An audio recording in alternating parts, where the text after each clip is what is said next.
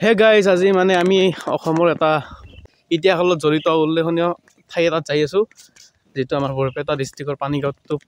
বুলি কয় মানে কিতাপত পানীগাঁও টোপ বুলি আছে আমি পানাগাঁও টোপ বুলি কওঁ কিন্তু কিতাপত পানীগাঁও টোপ বুলি আছে পানাগাঁও টোপ তো ভিডিঅ'টো আমি আৰম্ভ কৰোঁ তো hello' guys welcome to my YouTube channel সুন্দৰ অসম ব্লগছ মই জন আপোনালোকক মোৰ চেনেলত স্বাগতম জনাইছোঁ আপোনালোকে চাইছে সুন্দৰ অসম ব্লগছ ইউটিউব চেনেল আৰু মোৰ লগত আছে এই দুটা ফিগু আৰু নয়ন তো আমি যাই আছোঁ তাকে কিন্তু এটা কথা ইতিহাসত যিহেতু এইটো উল্লেখনীয় ঠাই সেই হিচাপত ইয়াতে ৰাস্তা ঘাটবোৰ অলপ ভাল নহয় মানে একদম বেয়া ৰাস্তা ইমান এটা পপুলাৰ নহয় মানে তো মই গৈ পেলাই তাতে দেখাই আছোঁ কেনেকুৱা ঠাই আছে কি আছে আহি পালোঁ ইয়াতে এখন গেট বনাই আছে তো মই ভিতৰত যাব ধৰিছোঁ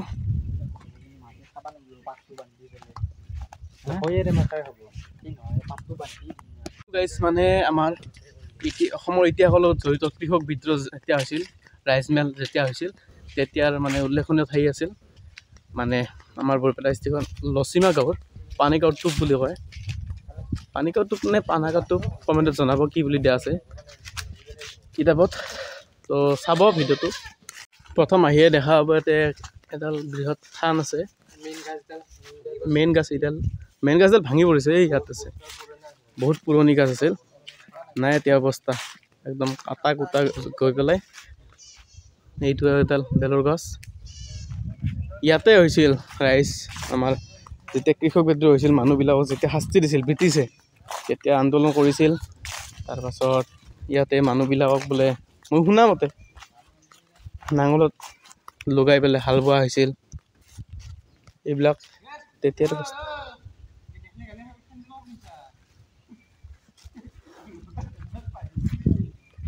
তো গাইজ ইয়াতে আপোনালোকে দেখিব পাৰে ইমান এটা পপুলাৰ ঠাই নহয় যদিও মই এটা ব্লগ বনাব চালোঁ আমাৰ ওচৰৰে যিহেতু ইয়াতে মাজে মাজে আহি থাকোঁ খেল ধেমালি হৈ থাকে ইয়াতে আৰু ইয়াতে কিবা কিবি উৎসৱ পাৰ্বণ ইয়াতে উদযাপন হয় আপোনালোকে দেখিব পাৰে ইয়াতে পানাগাঁও টোপ আছে আমাৰ বৰপেটা ডিষ্ট্ৰিক্টৰ লচিমা গাঁৱৰে তো ইয়াতে হৈছিল মিটিংবিলাক এই ঠাইডোখৰতে হৈছিল বহুত ডাঙৰ ডাঙৰ মানে নেতা সংগ্ৰামীসকল ইয়াতে আহিছিল ইয়াতে আহি পেলাই তেওঁলোকে আন্দোলন কৰিছিল ৰাইজ মেল অনুষ্ঠিত হৈছিল তো আজি বতৰটো ভাল যিহেতু আমি ইয়াতে আহিলোঁ আহি পেলাই এটা ব্লগ বনালোঁ গাইজ মানে অৱশেষত আমি এটা ইতিহাস জানিব খোজোতে এটা বস্তু পালোঁ আপোনালোকক মই পঢ়ি দেখুৱাইছোঁ আপোনালোকে চাই থাকক ইয়াতে লিখা আছে ভাৰতবৰ্ষলৈ ব্ৰিটিছে পোনপ্ৰথমতে ব্যৱসায় কৰিবলৈ আহিছিল কিছু বছৰ পিছত ভাৰতবৰ্ষৰ প্ৰশাসনিক ক্ষমতা কাঢ়ি লৈ দেশ শাসন কৰিবলৈ লৈছিল ব্ৰিটিছে ভাৰতবৰ্ষৰ প্ৰশাসনিক ক্ষমতালৈ দেশৰ সম্পদ লুণ্ঠন আৰু দেশৰ জনগণৰ ওপৰত শাসন কৰিবলৈ লৈছিল দেশৰ ভূমিৰ ওপৰত আৰু ভূমিৰ তলৰ সকলোবোৰ সম্পদ লুণ্ঠন আৰু শোষণ কৰিবলৈ ধৰিছিল দেশৰ লগতে অসমতো ভূমিৰ ওপৰত ৰাজহ বৃদ্ধি কৰি এই স্থানতে বৰ্ধিত খাজনা আদায়ৰ বাবে ব্ৰিটিছে ডাক বঙলা স্থাপন কৰিছিল সেই সময়ৰ বৰপেটাৰ মহকুমাধিপতি মাধৱ বৰদলৈয়ে ডাক বঙলাত থাকি কৃষকৰ পৰা জোৰ জুলুম কৰি খাজনা আদায় কৰিবলৈ চেষ্টা কৰিছিল যদিও লিপ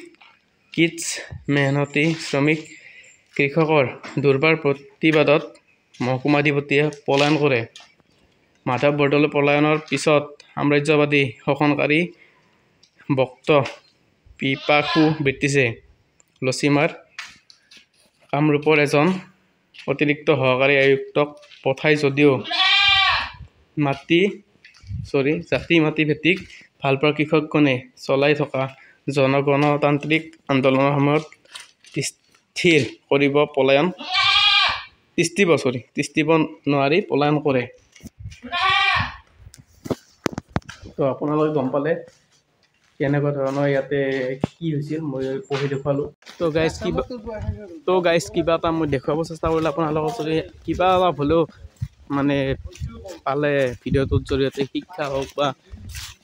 জানিব পাৰিলে তেতিয়াহ'লে like comment share and subscribe কৰি দিব। যিহেতু নতুন ইউটিউবাৰ মোক ছাপোৰ্টৰ বহুতে প্ৰয়োজন হৈ আছে আৰু ছাপোৰ্ট কৰি যাব আপোনালোকে। তো থেংক ইউ ফৰ ৱাটছিং ভিডিঅ'টো চোৱাৰ কাৰণে ধন্যবাদ জনালোঁ আপোনালোকক।